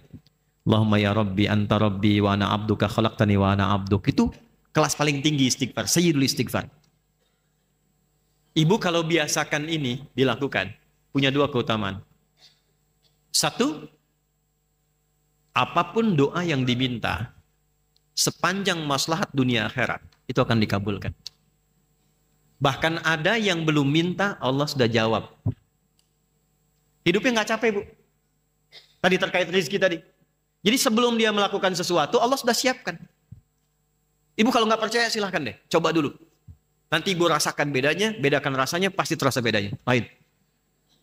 Satu. Yang kedua, anugerah kedua, Allah sandingkan dengan 4 amalan mulia. Yang 4 ini ada di Quran surah ketiga Ali Imran. Sudah? Ayat 17, paling kiri sebelah atas. As-sabirina was-sadiqina wal-qanitina wal-munfiqina wal-mustaghfirina bil ashar. Quran surah 3 ayat 17. Kalau biasa rajin istighfar sebelum subuh, astagfirullahaladzim, astagfirullahaladzim, itu amal ini sama dengan 4 amal lain. Satu, Allah kasih kesabaran dalam diri kita. Jadi masalah apapun yang dihadapi, tanamkan kesabaran. Ada sabar tuh. Sabar itu bukan diam. Sabar itu dibimbing oleh Allah cara menyelesaikan persoalan sesuai dengan kadarnya. Ada kadarnya. Kadang terasa tenang, kadang tegas, Kadang lihat, kadang diam, semua ada di Nabi itu. Nabi masalah dengan Sayyidah Aisyah, ada problem khusus, beliau diam dulu. Ya, kadang dipindahkan tempat, sahabat masih pakai Taurat, beliau memerah wajahnya. Ada poinnya. As-sabirina. Kemudian was-sadiqina. Ya, siddiq itu, sadiq itu adalah orang-orang yang membenarkan Quran dan mengamalkannya. Misal, ada ayat turun tentang jilbab, tentang hijab. Lalu ibu meyakini itu, ibu pakai jilbab. Itu masuk kategori siddiqin. Kenapa Abu Bakar disebut as-siddiq? Karena semua yang diucapkan Nabi dibenarkan dan dilakukan. 3, wal qanitina. Orang yang khusyuk dalam sholat. Qanitin. Tahu dari mana? Quran surah kedua ayat kedua 38. Hafidhu ala salawati wa salatil wusta wa qumu lillahi qanitin. Khusyuk. Jadi kalau rajin istighfar itu membawa kehusyuan dalam sholat. 1, diberikan kekuatan sabar. 2, diberikan kemampuan untuk membenarkan ajaran Quran dan sunnah dan mengamalkannya. Jadi ada yang tahu, Bu, itu benar tahu dari Quran, tapi nggak punya kemampuan mengamalkan. Ada yang begitu. Baik itu perintah atau larangan. Contoh larangan begini, contoh larangan. Bu, gibah itu dilarang atau dianjurkan? Tahu dari mana? Quran surah 49 ayat 12. La yang taba'dukum ba'do. Jangan gibah. Jangan gosip, itu kan? Nah, ada yang tahu ayatnya, tahu dilarang, tapi tak mampu mengamalkan itu untuk meninggalkannya. Saya tidak, Ustadz. Bagus. Nggak seperti ibu itu tuh. Sama itu. Jelas ya? Itu simpel aja, simpel. Balik lagi, itu sedekah. Qanitin tuh khusyuk. Yang keempat, wal munfiqin, yang rajin infak. Ibu mungkin nggak infak kalau nggak ada yang diinfaki. Bu, ada berapa jenis infak? Sebutkan. Yang sudah dapat tadi boleh jawab. Kalau salah balikin lagi. Ayo. Ibu, apa saja? Yang wajib apa? Zakat. Terus yang kedua? Baik. Sebetulnya ibu sudah betul. Tapi kurang. Tentang yang wajib itu tidak selalu zakat. Zakat itu ketika disebutkan spesifik dipakai zakat. Ya, saya luruskan dulu. Ketika Allah meminta zakat dikeluarkan, itu kalimatnya dibentuknya dengan sedekah, tidak dengan infak. Ketika diambil pun pakai sedekah, dua-duanya di At-Taubah. 1 ayat 103, yang kedua di ayat ke-60. Yang 60 itu yang mustahik itu yang ada 8. Innamas shadaqatu lil fuqara wal masakin dan seterusnya ayat. Tapi ketika infak disebutkan betul ada 2. Wajib, yang wajib itu infak suami ke istri.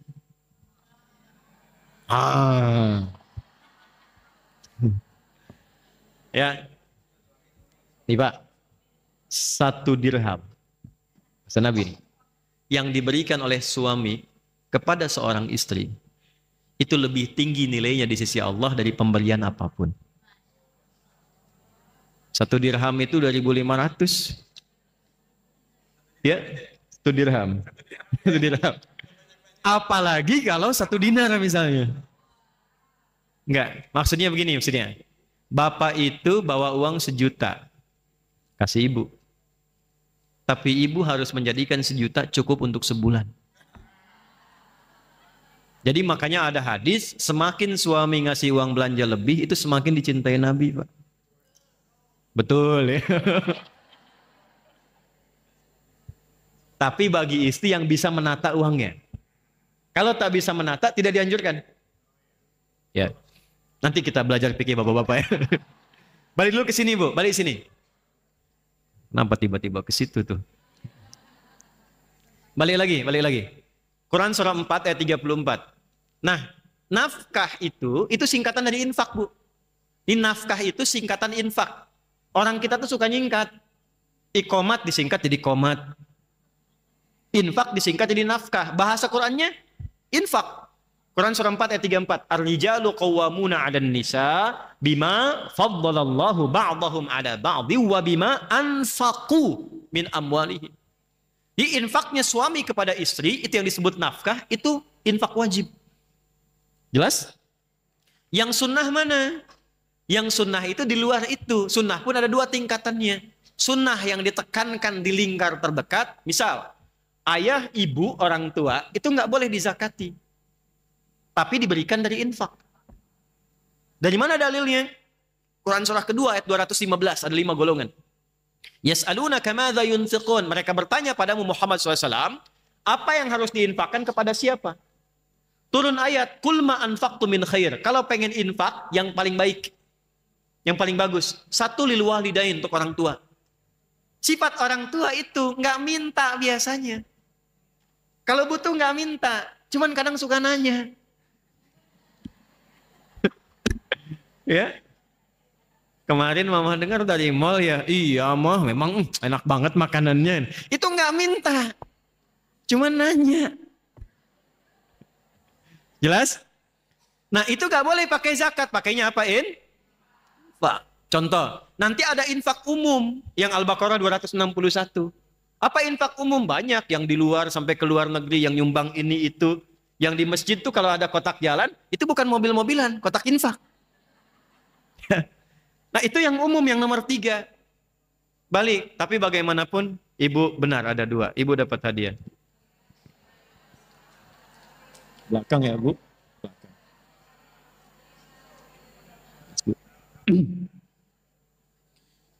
Ya Allah. Sudah? Sudah? Balik sini. Sudah ya, Bu ya? Nah, pertanyaannya bukan itu. Pertanyaannya, mungkin nggak infak kalau nggak ada yang diinfaki? Mungkin nggak? Nggak ada kan? Harus ada hartanya kan? Nah istighfar itu memudahkan datangnya rizki dan harta. Tadi maksud saya, jadi kalau ibu pulang dari sini, ibu dawamkan amalan Quran tadi, amalan sunnah tadi, bangun malam, tempatkan di mihrab, coba dengan tahajud sampai merasakan kehusyuan. Jadi cara sholatnya bukan sekedar baca, selesai, bukan. Rasakan kenikmatan dalam sholat. Tumpahkan saat sujud minta. Begitu selesai, istighfar. Istighfar. Berapa kali Ustadz jumlahnya? Setiap Anda bisa relatif sesuai dengan kenyamanan hati. Jadi kalau sudah nyangkut di hati kita tuh, tak, itu masuk. Nabi bikin standarnya 33. Itu standarnya. Tapi kalau untuk istighfar, standar itu kadang berbeda. Makanya sebelum tidur kadang Nabi 70, kadang 100. Itu tidak mutlak bilangannya mesti 70, mesti 100. Maksudnya apa? Istighfar yang kita bacakan lewat lisan akan menyesuaikan dengan keadaan diri kita. Semakin sedikit dosa, semakin cepat nyambung ke Allah. Semakin banyak dosa, kadang semakin cepat juga kalau tobatnya benar. Jadi begitu astagfirullah, sambil diingat yang salah apa, yang dosa apa. Begitu air mata sudah tumpah keluar, dicurhatkan selesai, di titik itulah ibu jangan tinggalkan, cepat doa. Nah ini kadang-kadang, mohon maaf sekali, suka ada yang lupa. Rumus itu doa paling cepat dijawab itu setelah beramal soleh. Habis baca Quran, doa. Habis sholat, doa. Habis sodakoh tuh doa. Jadi kalau ada kotak infak atau ibu keluar atau apa misalnya, sudah 3 kali saya nyebut kotak infak tuh. Misal ibu berinfak itu doa. Jangan cuma dimasukin selesai, tidak. Berdoa, minta misalnya ya Allah mudahkan rezekiku, mudahkan rezeki anakku dan sebagainya. Masukkan. Ibu tahu Syekh Nawawi Al-Bantani? Pernah dengar ya? Nah, yang kaitan dengan infak tuh begini. Apa fadilah Syekh Nawawi sehingga ilmunya sangat luar biasa sampai jadi mufti Masjidil Haram, diundang ke Mesir untuk ceramah, dan guru bagi banyak ulama di Timur Tengah. Ternyata kebiasaan pertamanya sebelum masuk majelis ilmu, itu beliau keliling dulu untuk infak. Diniatkan tidak ingin melihat kekurangan gurunya. Diminta sama Allah, mintanya begini. Infak, minta ya Allah, mohon setiap yang guru saya ajarkan, saya bisa pahami, bisa diamalkan, dan tutup semua aib guru saya supaya saya tidak pernah tahu. Itu berkahnya. Jadi kalau ngaji itu ada ta'zim yang baik dengan cara mendoakan, memuliakan, mengambil manfaat dari guru, itu pasti amalnya melekat, Bu. Ilmunya nggak lupa, melekat, dan amalnya mudah dilakukan. Sekali ibu menjelek-jelekan guru, disebut aja, hilang tuh semua berkahnya. Gak bisa diamalkan. Saya pernah sekali di pesantren, Karena saya belum tahu, cuman karena ada guru itu pernah jualan batagor. Saya pernah sebut sekilas saja. Itu hilang, Bu.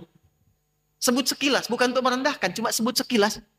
Ustaz Fulan jualan batagor ya, hilang. Tapi setelah kita istighfar balik, pelajari dan tahu hikmah dari situ, sampai hari ini tidak ada pelajaran yang paling saya ingat kecuali dari guru tersebut. Yang lain ingat, tapi yang ini saya tahu jam berapa, kitabnya apa, ngajarnya di mana, wajahnya sampai seperti apa saat mengajar. Beliau ngajar tajwid di hari Rabu, ya, dimasuk di jamnya jam 4:30 sore. Sampai sekarang saya kitabnya hafal. Ya, dari isinya. Kitabnya Hidayatul Mustafid fi Ilmi Tajwid. Saya menghafal dari mulai jam 2. Kitabnya tipis, tapi sangat berharga sekali. Dan saya belum paham bahasa Arab pada saat itu, tapi hafal. At-tajwidu lughatan al-ityanu bil jayyidi wa istilahan ilmun yu'rafu biha qaum nastaqum nasifati wal mududi wa ghairi dzalika katarqiqi wa tafhimu nahwihima ma ghayatu ilmi tajwid ghayatu bulugh nihayati fi itqan al-lafdh al-qur'ani alamatul qiyam al-hadath an-nabawiyyah as-sahiyyah wa qila ghayatu usul lisan al-khatai fi kitabillah ta'ala. Nah, ilmunya saya pakai tadi, istighfari. Apa yang terjadi? Nanti ada amalan takwa khusus untuk ilmu. Ibu bisa pakai untuk anak. Nah, ini yang orang tua saya, ibu saya dawamkan untuk saya dari kecil. Ibu saya ngamalkan juga, Bu, amalan takwa. Sama, nasabnya dari Quran juga. Al-Baqarah di akhir ayat 282. Quran surah 2, akhir ayat 282. Ibu saya pakai itu. Tambah istighfar. Ini contoh, Bu, ya. Ini penutup. Ini masih ada waktu? 5 menit ya. 5 menit. Ibu silahkan. Saya alhamdulillah bisa menjaga saya tetap gembira, tetap senang mengajar, walaupun mungkin anak kami sedang sakit hari ini 2. Tapi karena tugas. Saya sudah 4 hari nggak tidur, Bu. Alhamdulillah, hampir nggak tidur. Jadi satu anak kami yang terakhir, ini diopnam di rumah sakit.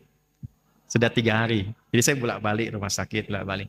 Tadi saya mohon izin juga DKM, saya datang pas tepat jam 8, karena anak yang satu lagi demam, muntah sudah 3 malam, itu baru tidur 4:30 tadi. Saya jaga. Jadi saya siapkan dulu, mandikan yang lain, siap baru datang. Tapi alhamdulillah tugas kan saya lakukan minimal. Saya ceritakan di akhir. Sudah fokus lagi, kita sedang belajar.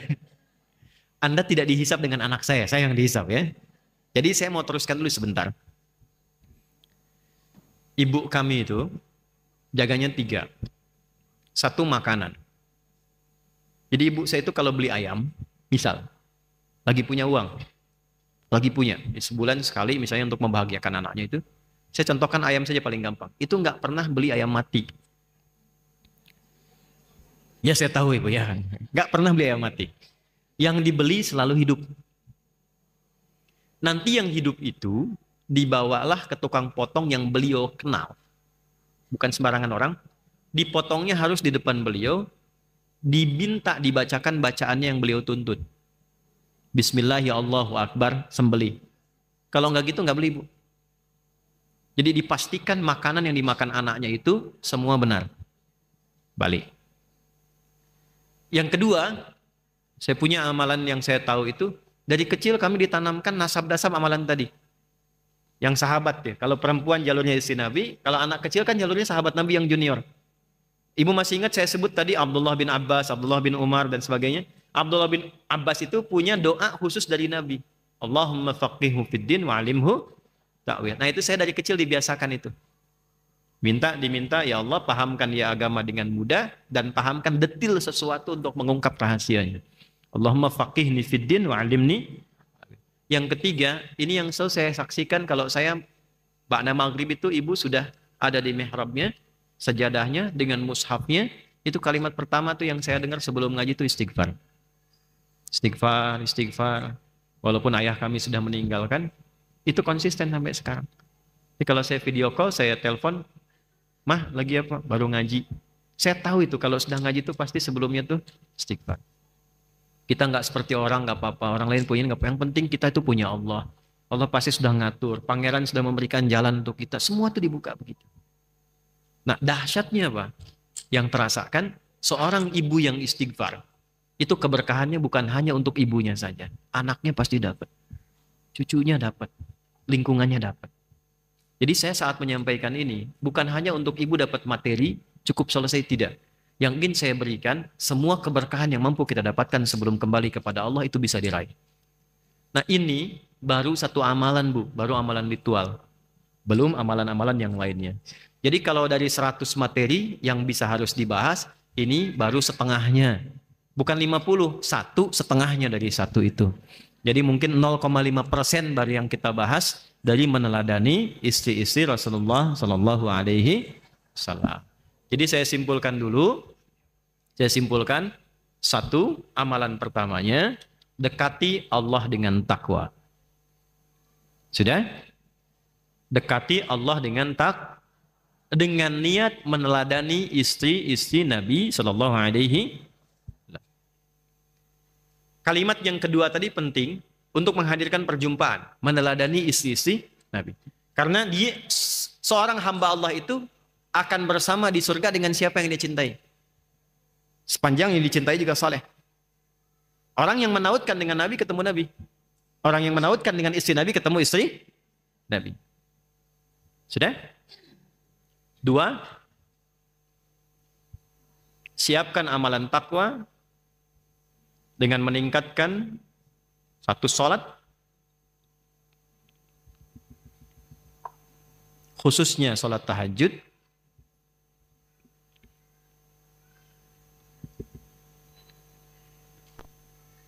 Sudah? Di sepertiga akhir malam menjelang fajar.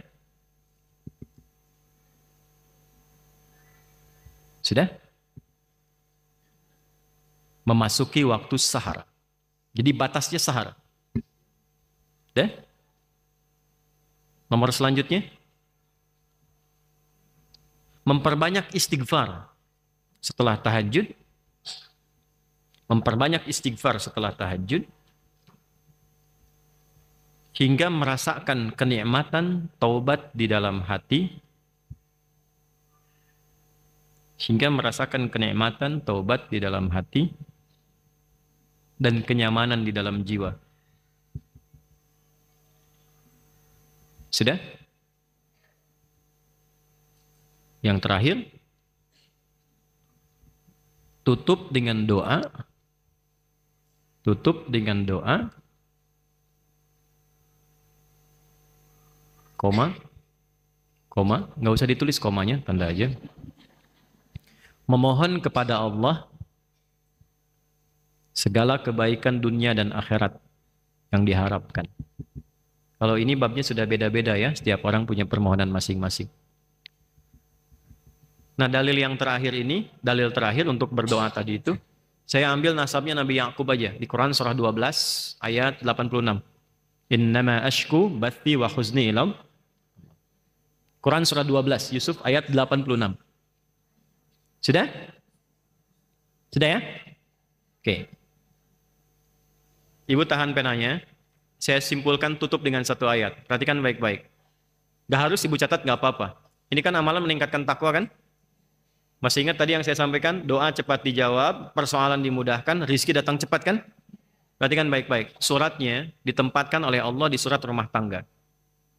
Dan masalah tertinggi di rumah tangga itu perpisahan. Dalam bahasa Arab perpisahan disebut dengan tolak. Maka turun surah At-Tolak, surah ke-65. Ada satu amalan yang kalau dikerjakan, tadi yang sudah kita bahas semua itu menjaga keutuhan rumah tangga. Allah berjanji di ujung ayat kedua, di awal ayat ketiga. Perhatikan kalimatnya. Wa may yattaqillaha yaj'al lahu wa yarzuqhu min haitsu la. Yang konsisten meningkatkan takwa. Allah mudahkan semua urusannya. Diberikan solusi dari semua masalah, dikirimkan rezeki dari sisi yang tidak diduga. Apa amalan takwanya? Itu tadi yang sudah ibu tulis untuk pendahuluannya. Saya kira itu yang bisa saya sampaikan di kesempatan pagi hari ini. Rabbana atina fid dunya hasanah wa fil akhirati hasanah wa qina adzabannar. Sallallahu alaihi wasallam Muhammad wa ala alihi washabbihi ajma'in. Wa akhiru da'wana subhanakallahumma wa bihamdika asyhadu an la ilaha illa anta nastaghfiruka wa natubu ilaik. Walhamdulillahi rabbil alamin.